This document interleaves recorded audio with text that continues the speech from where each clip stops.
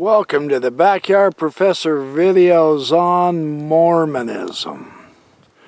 It's a lovely morning. It's a good morning. I'm going to respond to the second video of the Joseph Smith Foundation on Joseph Smith's treasure digging and his use of seer stones, not only to hunt buried treasure, but to translate the Book of Mormon. So this is my second video response on the conspiracy of Mormon history, on the fake narrative that they have peddled upon the public for so long. Some, like the Joseph Smith Foundation, apparently want to continue peddling that false narrative in subtle ways and sophisticated ways, which is ultimately deceptive. And the young lady in that video is quite articulate. She's very pleasant to listen to. I enjoyed the video.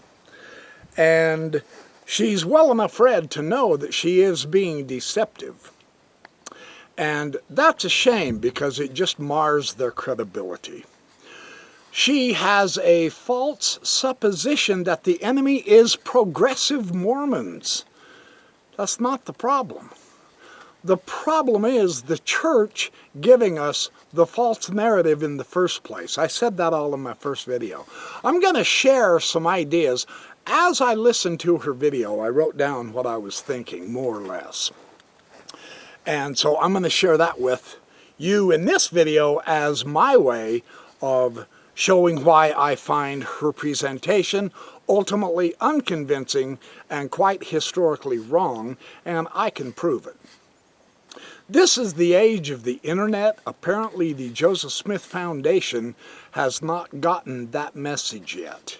It is so easy to do a Google search on claims to see if they're valid historically or not, that it's easier than falling off a log.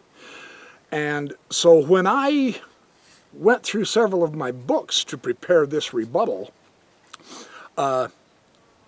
it dawned on me, oh hey, do a Google search real quick on something, and that completely overwhelmed me. I spent 4 hours on the internet finding answers from many newspaper articles, clippings, articles, books, websites, etc., from Mormons that the Joseph Smith Foundation hasn't got a chance to continue peddling this false narrative.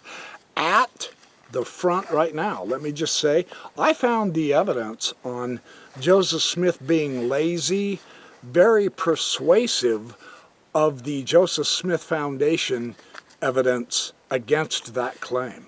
Joseph Smith was not lazy. That part of the video was very well done. The idea of the Smith family hiring out, not only clearing out their own farm and all, but hiring out to do more work for others is also very convincing. The deception rises in that the assumption is that that left no time for Joseph Smith to hire out as a treasure digger, which is historically actually verified. That's the part that the Joseph Smith Foundation is deliberately leaving out, and they're historically wrong. It does not exclude the treasure digging. Their claim that Joseph Smith did not use the seer stone to translate the Book of Mormon is breathtaking in its naivete. It's astonishing. So let me share my notes with you. If I get a chance, I will try to get to the material at first I prepared from Brant Gardner's very excellent book, Translating the Book of Mormon. It's a 2011 from Greg Coford. They, of course, did not mention this book. This is a faithful Mormon, every bit as faithful as anyone associated with the Joseph Smith Foundation. He's a temple-going, tithe-paying Mormon. He's an apologist for fair. He has been for 2 decades. He's presented information defending the historicity of the Book of Mormon. He has lots of books to his credit. He is every bit as staunch a Mormon as anybody at the Joseph Smith Foundation, and yet his historical research is vastly more inclusive and much more careful. And he shows how Palmyra, New York in Joseph Smith's day, including the entire Joseph Smith family, was absolutely involved in treasure digging, magic, etc. Very good book. If I get the chance, I will get to this book. That book alone was going to be my rebuttal. That's all I need is Brent Gardner. The beautiful thing for the Joseph Smith Foundation, the good news for you guys is, you can get a hold of Brent Gardner anytime. Just go on the FAIR website on the internet, F-A-I-R. That's how easy it is. And email him and say, hey, how do I get a hold of Brent Gardner? I want to talk to him about his book on translating the Book of Mormon. And he'll be happy to talk to you and show you how historically you're simply being naive. And tell him the backyard professor sent you if you care to. He'll know me because I know him. We know each other. We've worked together when I used to be associated with FAIR. So that's one idea. Let me share my thoughts. The farms issue was completely interesting.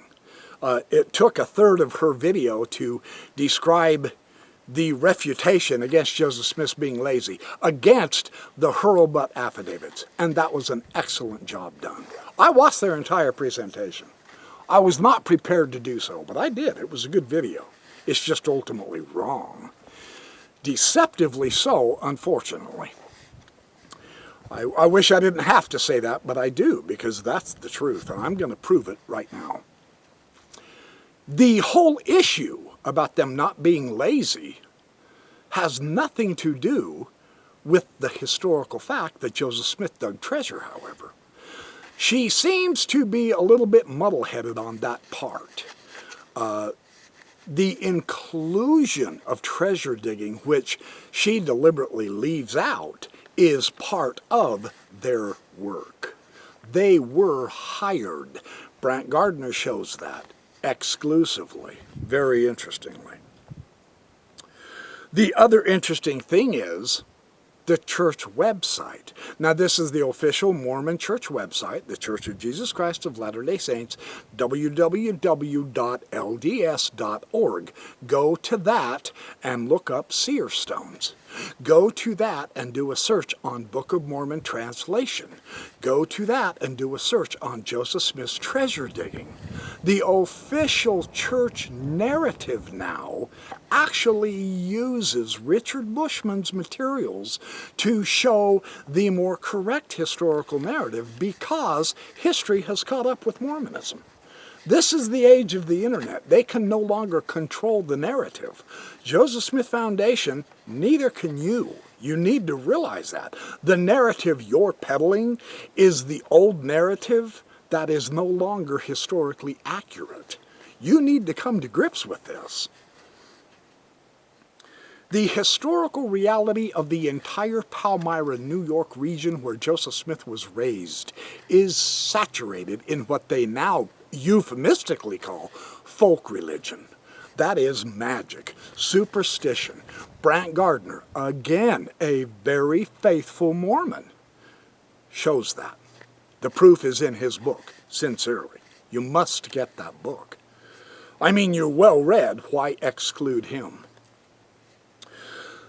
The business did not take away from treasure digging. That was part of their labor that you were ignoring. We can test the affidavits on his treasure digging because the Hurlbut affidavits is not the only historical information which discusses Joseph Smith's treasure digging and using his seer stone to find hidden objects. We also have information from his own followers, Martin Harris, Oliver Cowdery, Emma Smith herself, his own wife. These, the Joseph Smith Foundation has been ignoring in their videos. That hurts your credibility. It's not the wise way to approach history. Isn't it odd that Mormons feel like they have to cheat with history in order to get a spiritual truth about Joseph Smith out? That is so weird. I personally just do not get that. But that's what the Joseph Smith Foundation thinks you have to do to build faith, and it can't work. Faith can't be built on untruth. You have to come to grips with that sooner or later. The sooner the better, in my opinion. The church has it on their website. Again, this information from Martin Harris interviews. Not the affidavits, you guys. Not the affidavits. You're right, the affidavits are trumped up charges. Okay, we don't even need them to find the historical verification of Joseph Smith's money digging. We've got comments from Martin Harris, from Oliver Cowdery, from Wilford Woodruff, and other of the church people involved with Joseph Smith. They have said so too. You have to start using that information. Otherwise, we will. The irony is, your own church is now using it, and you're ignoring that. You bring out an analogy of a court of law, which is so deeply ironic because you entirely ignore the one historically validated court of law that Joseph Smith was in, the 1826 Bainbridge trial. In that court of law, again, not the hurlbutt affidavits in the actual historical record that your own church has on its website now, and references to, Joseph Smith confessed. He showed the seer stone in court. Yes, there were some witnesses who were hostile in the court and tried to make Joseph Smith into an evil, bad scoundrel scum. But Josiah Stowell, who is the one who hired Joseph Smith to help him find the buried treasure, the silver mine, he defended Joseph Smith and his skill in that record. Yes, Joseph Smith was acquitted, and on and on and on. That's not the point I'm talking about. Joseph Smith himself admitted to being a treasure digger, and he admitted to using the seer stone, and Josiah Stowell defended him, his future father-in-law. He married Stowell's daughter, Emma. You ignore that. That's deliberate cherry-picking. Ironically, in this second video, the young lady does mention the idea that the progressive Mormons are cherry-picking their evidence, and yet she turns around and very hypocritically cherry-picks her own, ignoring the most obvious, Joseph Smith's own words. She never quotes Joseph Smith. Now, why is that? Because, of course, it damns your case. Joseph Smith has already confessed. Why are you trying to hide that to build up an obviously false, phony, historical image that's supposed to build our faith on truth? How come you have to do that? That should be a red flag warning to you. It is to us. You ignore the treasure digging and using the seer stones to find objects and using witching rods. Joseph Smith's own father was an adept witching rod user. Joseph Smith began using a witching rod. Again, this is the historical record. It's in Brant Gardner's book. Hopefully I have enough time to get to that book. I've got so many other sources I want to get to. I may make a third video just to present Brant Gardner's material for those of you who don't have his book. But the witching rods, very historical. You completely ignore that. In fact, it's the witching rods that help the Smiths locate those wells that the Joseph Smith Foundation uses as evidence that Joseph Smith was not lazy. That's true. Ironically, you don't include the historical information that it was in one of those wells that Joseph Smith found his seer stone and began using that to find other wells. That's rich irony. You only present part of the picture. I find that deceptive, don't you? I mean, honestly? You've got to. You're accusing progressive Mormons of doing that. Then you turn around and hypocritically do it yourself. That's not good for your credibility. For myself, I am entirely unconvinced. Here's the other thing. You can actually call the church site. You can email the church and ask them, why are you now using Richard Bushman? Why are you agreeing with the narrative? You notice the Mormon church does does refute the Hurlbut affidavits against Joseph Smith, but it also accepts the other historical evidences that Joseph Smith was treasure digging, he was using seer stones, and he was translating and finding treasure with water witches and treasure stones, seer stones, treasure-seeking seer stones. So talk to the church. Are you then advocating that the church itself, the leaders, now who is running the official church website? The 12 apostles and the first presidency. It's their official internet presence. They have their own ordained, set apart historians. They are set apart by the laying on of hands and given the calling of official church historian. They are putting their articles on Joseph Smith's treasure digging and use of seer stones on their officially sanctioned website. Why are you ignoring that? And what do you propose to do about that? Are you going to quit being so selective with your sources and get in line with what your own church has done now? Who's the enemy, right? You're talking to the wrong people, Joseph Smith Foundation. You really are. You're being misguided somehow along the line. I don't know why, I don't know how. The sources are right in front of your eyes. They're as official as they can get. It's not anti-Mormon sources. It is your own church leaders. Truly. You know, the ones that teach you truth at General Conference, them. The apostles, the prophets, the seers, the revelators, the translators, them. They're the ones that's advocating the Richard Bushman Leonard Arrington historical material now, because they even sanctioned the Joseph Smith Papers Project, the official project of putting all of Joseph Smith's knowledge together in one place, and that is where they found Joseph Smith doing the treasure digging, and they've published it officially. How can you possibly say Joseph Smith wasn't involved like that? Is utterly beyond me. It makes no sense. It borders on well, it is deceptive. You need to quit it. You use Joseph F. Smith, but he was wrong. He was the nephew of Joseph Smith. Why use a family member when you have Joseph Smith's own words? That doesn't make sense to me. Joseph was hired out as a treasure digger. That's the historical record from your own church website. You need to do more research there.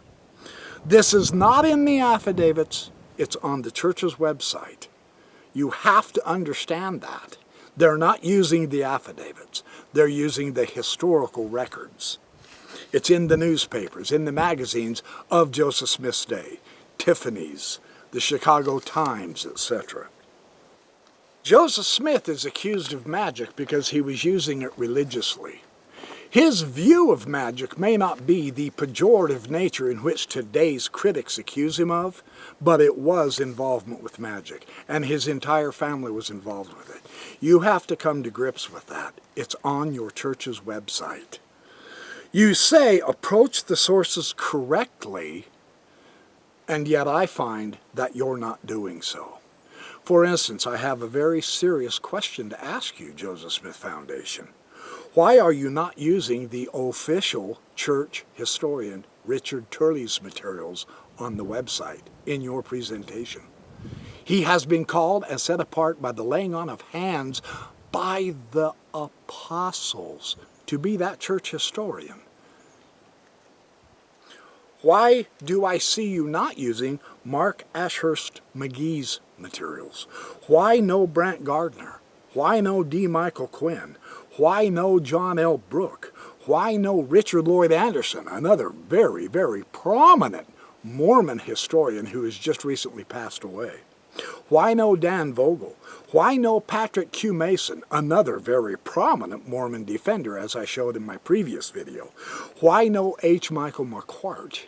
You are being so selective because of your bias against the historic truth of Joseph Smith's treasure digging that you're being deceptive. You're well enough read, you're articulate enough, you're clever enough to know these other historical sources. That you're choosing to deliberately ignore them Shame on you. All the Jesus magic stuff, the parallel to Jesus being accused of magic and Joseph Smith, none of that's relevant. Joseph Smith has already confessed. That's what you're ignoring. None of your comparisons with Jesus and Joseph mean anything. That's all a red herring. You're barking up the wrong tree. You need to deal with Joseph Smith and the church today. That's where you need to focus. You can contact Brant Gardner through FAIR. I've already said that. You can contact the church through its website. The church now accepts the Bushman D. Michael Quinn narrative to some extent. Joseph Smith did translate the Book of Mormon using a seer stone. Why the Joseph Smith Foundation claims that is utterly beyond me. That is so historically false. Make no mistake about it. The history shows, proves Joseph Smith used a seer stone. Not all the way through the complete translation. He did use an instrument he called the Urim and Thummim as well. They say Joseph Fielding Smith and Gordon B. Hinckley and Joseph F. Smith got it right. No, they did not.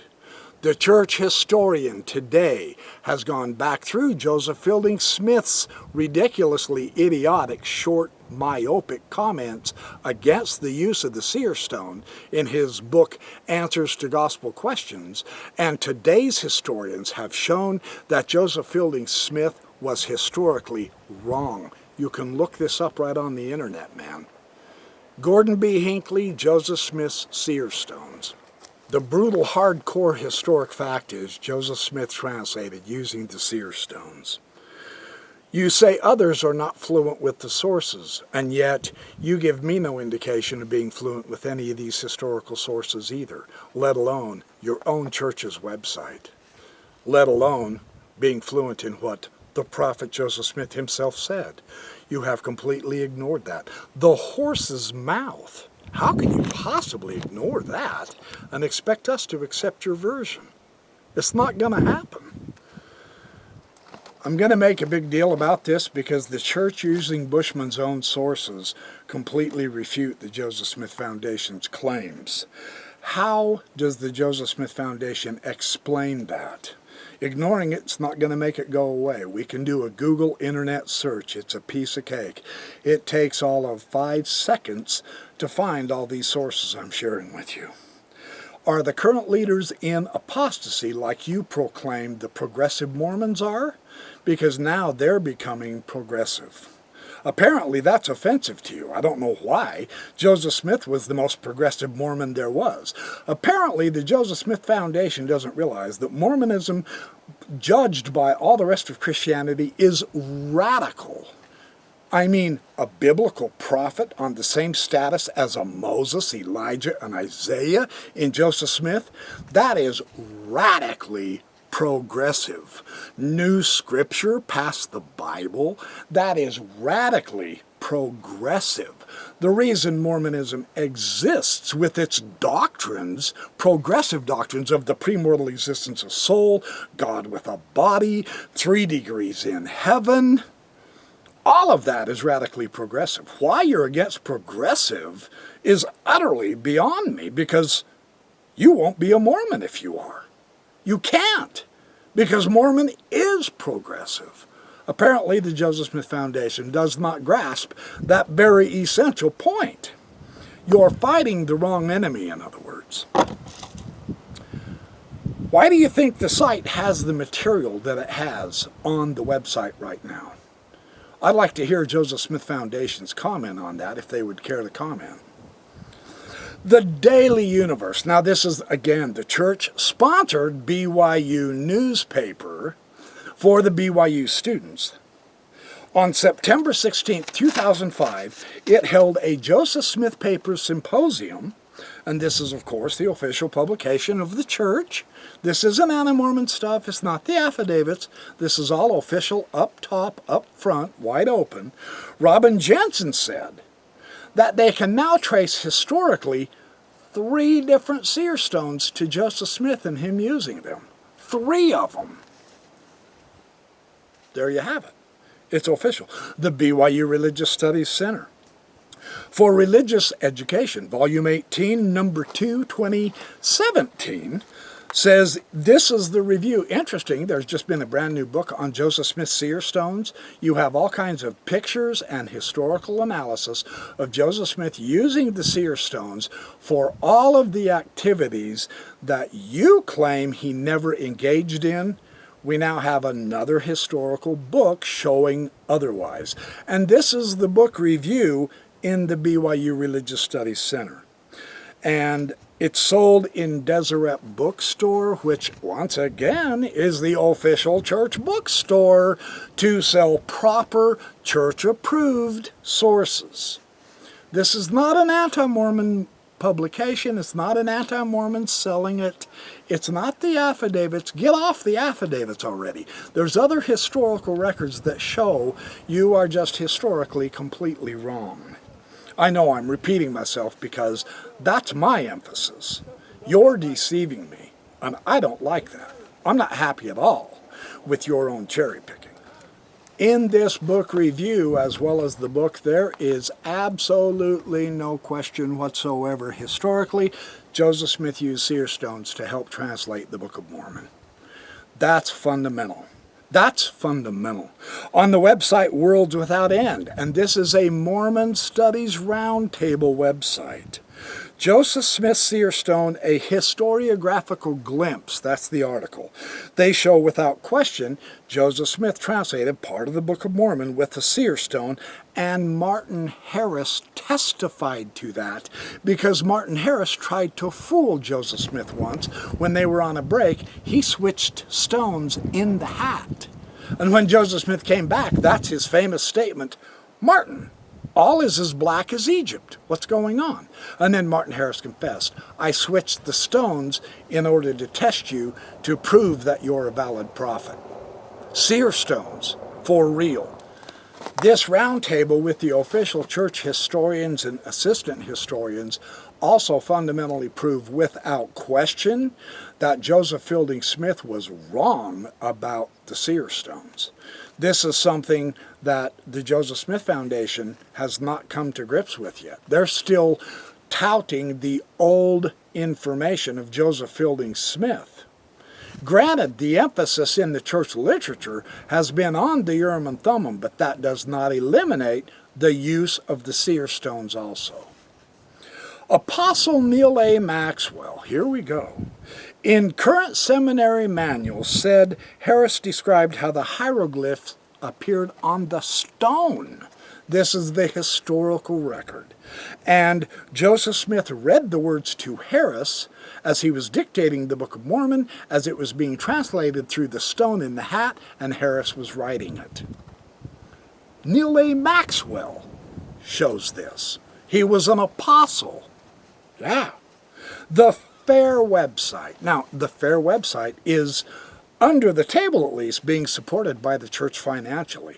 It's definite. It brings in church general authorities to their conferences. It uses Daniel C. Peterson's materials. Daniel C. Peterson gives presentations at the FAIR conference. Their website is absolutely overwhelmingly loaded with materials. I'm not going to go through it all. Brigham Young, Joseph Smith says, the Ensign magazines and the Children's Friend talk about Joseph Smith translating the Book of Mormon with the seer stone. The Church History Department, January 2013, in the Ensign, he used the stone to receive revelations and translate the Book of Mormon. Joseph Smith's seer stone in the hat was discussed in B.H. Roberts' History of the Church, as well as his books, The New Witnesses for God. Joseph Smith Foundation doesn't talk about any of these sources. The BYU studies for 1984 and 1990, Joseph Smith Foundation ignores these sources, talking about the use of the seer stone and Joseph Smith's treasure digging activities. the Journal of Book of Mormon Studies for 1993, the Farms Review for 1994, LDS authors Joseph Fielding McConkie, the son of the Apostle Bruce R. McConkie, and Craig J. Osler discussed in 2000 about the seer stones. Bruce R. McConkie in the second edition of Mormon Doctrine talks about Joseph Smith using the seer stones to translate the Book of Mormon. That is Joseph Fielding Smith's own son-in-law. He admits that is what happened. Bruce R. McConkie, Mormon Doctrine, man. Joseph the Seer, Ensign, October 2015. He put the stone in a hat to block out the light. Two apostles wrote in church publication of the seer stone in translation, Neil A. Maxwell, the Ensign, January 1997, and Russell M. Nelson in the Ensign, July 1993. As apostles in the official church publications. Neil A. Maxwell in his book, Not My Will But Thine, 1998. Joseph Smith used the seer stone while translating the Book of Mormon. You Google the words Gordon B. Hinckley, Joseph Smith's seer stones, and it will bring up in a flash hundreds of sources. Dozens of pages across the bottom of links showing the information that I'm sharing with you. That is where I got my information from, a Google search. Joseph Smith Foundation ignores all of this church-published approved material and the church website and Joseph Smith's own words. Why is that? Why should we listen to you, Joseph Smith Foundation? I would like to know why. When you are obviously the deviant ne'er-do-well who's leading a false narrative for whatever silly reason. You imagine vainly that it's going to build true faith by lying about the historical Joseph Smith. It doesn't work that way. You would think you would read and see the church's lesson in history of coming to that recognition that, oh hey, lying about the history of the church hasn't worked yet. Maybe we better come clean and tell the truth. That's the point of the Joseph Smith Papers Project. I mean, is the Joseph Smith Foundation that out of touch with reality? Apparently so. I'm sorry to say. Kenneth Godfrey in the Ensign, January 1988. Harris fooling Smith with a different stone during the translation to test Joseph Smith. Richard Lloyd Anderson, Ensign, September 1977. Notice this is before Richard Bushman wrote his books. They're already discussing this treasure digging and Joseph Smith using the seer stone and so on and so forth. The Joseph Smith Foundation is accusing Richard Bushman of changing the narrative. That may not be historically accurate either. For whatever reason, they've got a burr in their butt about progressive Mormons and Richard Bushman. You're focusing on the wrong subject, man. Hiram Andrus, Personal Glimpses of the Prophet Joseph Smith, and also his book, Joseph Smith, the Man and the Seer in 1960, Seer Stones Translating the Book of Mormon and Finding Treasure. On the this is what is the most beautiful irony. I've been working like crazy to get to this point. Once again, the Joseph Smith Foundation utilizes Daniel C. Peterson in a supportive role of their agenda of cleaning up Joseph Smith's image, right? Because that's essentially what they're doing. And to do that, they have to cheat with the historical record, which is a no-no. You'll figure that out soon, I hope. Sure, you'll deceive a lot of the other chapel Mormons who are ignorant of history as you are, of course. And you'll get their praise and, oh, what a glorious work, and so on and so forth. But we internet Mormons, you're not going to fool us. Not a chance. Us internet historians, us people who have distanced ourselves from the church because of its ridiculous backward social stances on so many issues and its ridiculous whitewashing of history, you're not fooling us. Daniel C. Peterson is presented with the Joseph Smith Foundation as being supportive of their narrative. I have horrible news for you. In the pbs.org/Mormon/ themes/smithrevelations.html. They have several different Mormons. Apparently this was a movie, a video, an interview that PBS did with several prominent Mormons, historians. Daniel C. Peterson is one of them. Here is what he says, and I quote, "Most of the translation of the Book of Mormon was done using something that's called a seer stone. It was put in the bottom of a hat." Daniel C. Peterson. How come the Joseph Smith Foundation is trying to bring in Daniel Peterson on their side when he diametrically shows historically and accepts the historical narrative as true that Joseph Smith in fact did use a seer stone to translate the Book of Mormon? I'd like to hear Joseph Smith Foundation's comment on that. You keep misusing the sources as well as the people to make your case, and you have failed. That's your problem, not ours. Marvin S. Hill, BYU Studies, again, 20 number 4, fall 1984, Money-Digging Folklore and the Beginnings of Mormonism and Interpretive Suggestion. Notice the date, 1984. This is pre-Richard Bushman. The discussion was already occurring, right? Of course, the Joseph Smith Foundation traces it back to Leonard Arrington. Okay, fine. But it was being discussed in official approved church sources, BYU Studies. By common consent, the South Park Peepstones and Mormon General Knowledge. Common Consent is the group of Mormon publishers on the internet. They have the seer stones of Joseph Smith. This is irrefutable evidence. Use the links in this page also, especially the link number 14. That one will blow you away. That is a fabulous. The Peepstone Joe found and used, discussed in Wilford Woodruff's journal. Once again, Martin Harris in Tiffany's Magazine discusses it. This proves the stone was used in translating. This is not the affidavit. This is not the anti-Mormons. Joseph Smith Foundation, open your eyes. This is the historical record. All of the stuff you are deliberately leaving out in order to create, yet again, another phony narrative. I don't get it. What is the attraction of even doing such a stupid thing? You're smarter than that. You're obviously an intelligent, young, well-read, articulate woman. Well, pull your head out and get historically accurate, would you? It would be much better for you in the long run, I promise. So, Emma Smith. Now, this is Joseph Smith's own wife. Does she have any credibility whatsoever to the Joseph Smith Foundation? Obviously not. They ignore her, too. She said Joseph Smith used the seer stone to translate the Book of Mormon. This is in a letter to Mrs. Charles Pilgrim. Come on, Joseph Smith Foundation. Come up to date already. Deseret newsletter to the Chicago Times. Interview with David Whitmer.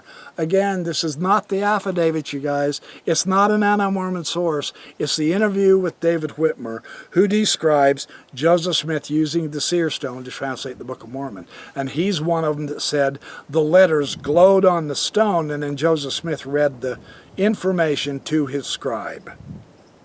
The Millennial Star, Volume 43. This is the church's own publication in Joseph Smith's day. Okay? He was the editor in charge. Okay? How much more do you guys want? Hosea Stout's journals. I have these. The reference here is completely accurate. Brigham Young had the seer stone that Joseph Smith had used to translate the Book of Mormon.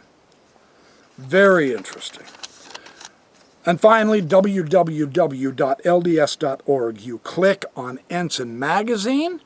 Then you find the February 2001 issue. It has an article, Joseph Susquehanna Years. This is Joseph digging for the silver mine for Josiah Stout. Or Stowell, I'm sorry, for Josiah Stowell. It's right in the Ensign, 2001. So this is the issue that I'm having trouble accepting the Joseph Smith Foundation over, is the historical sources. They completely destroy the Joseph Smith Foundation's biased approach to continuing trying vainly and naively to keep making Joseph Smith into a mythological figure instead of an actual historical figure. We want the historical Joseph Smith. We want the real man. We don't want some invented demigod like you're trying to do. That doesn't work, because this is the age of information, you guys. You no longer get to control the narrative. Anyone and their dog can just simply do a Google search and find any claim you're making instantly. And I'm finding many of your claims to be completely wrong. And therefore, I don't agree with you. So that's the approach that I've had. I don't have time to read him Brant Gardner's book. He demonstrates historically, just as sure as these sources do, that Palmyra, the whole New York area, all of New England, was involved in magic, treasure digging, seer stones, witching rods, and Joseph Smith's family was absolutely involved in this. There's no question that's the historical reality. And if you think that's anti-Mormon, it comes from a very faithful Mormon. And this same information is available from the Mormon Church itself. I've said that 20 times. I apologize for repeating. But this is critical to important to ignore, like the Joseph Smith Foundation is doing. So come on, you guys. Come up to date. Let's get real. Let's keep it real. Why is that so hard to do for defenders of Joseph Smith? I have no idea. It's the one thing that turned me off to apologetics. I'm not going to defend a phony, fake, false narrative. Forget it. It's stupid to do. It's a waste of my time. I want the real thing. So does everybody else. You guys need to come up to snuff. And you need to do it quick, because some of us are starting to present the other historical information that you're cheating with. And it's not our credibility that's going to die. It's yours. So thanks for watching the Backyard Professor videos. I shall return with more good information on lots and lots of subjects. In the meantime, remember, be good, do well, have fun, make friends, be happy, and be helpful. Love one another. Wasn't that Jesus' command? Well, let's do it. Let's get out there and be good people to each other. The world needs good people, and we are those people. So thank you again. Love you guys as my audience. I will see you in the next Backyard Professor video.